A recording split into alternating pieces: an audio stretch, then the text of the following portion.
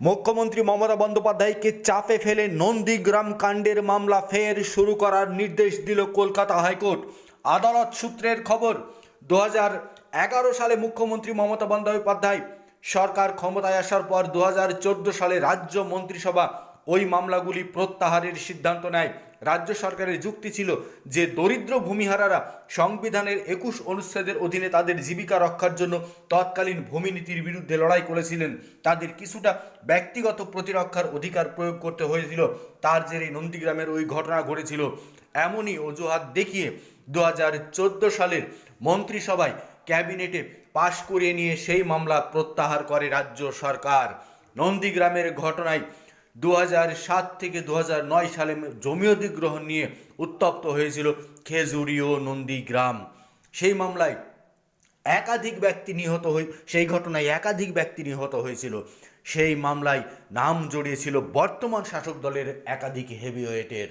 সেই মামলা রাজ্য সরকার কৌশল করে সংবিধানের 21 নম্বর অনুচ্ছেদ দেখিয়ে প্রত্যাহারেরই সিদ্ধান্ত নিয়েছিল এবং মামলাগুলি প্রত্যাহার করেও ছিল নিম্ন আদালত থেকে। কিন্তু হাইকোর্টে আজ ফের সেই মামলা নতুন করে শুরু করার নির্দেশ আসলো।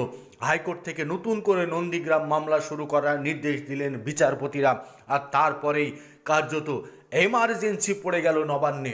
2014 সালে রাজ্য সরকার যে মামলা নিম্ন আদালত থেকে প্রত্যাহার করেছিলেন, সেই মামলার ফাইল ফের নতুন করে খোলার সিদ্ধান্ত নিল আদালত।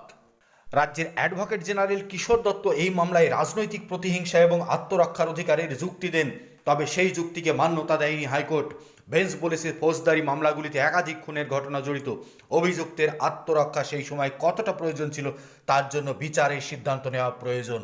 আদর্শ সমাজের যে কোনো ধরনের হিংসা দূর করা উচিত সরকারের, কিন্তু সেটা গোপন করা নয়, যা কার্যত ভয়ঙ্কর। এই মর্মেই ফের মামলা শুরু করার নির্দেশ দিল হাইকোর্ট।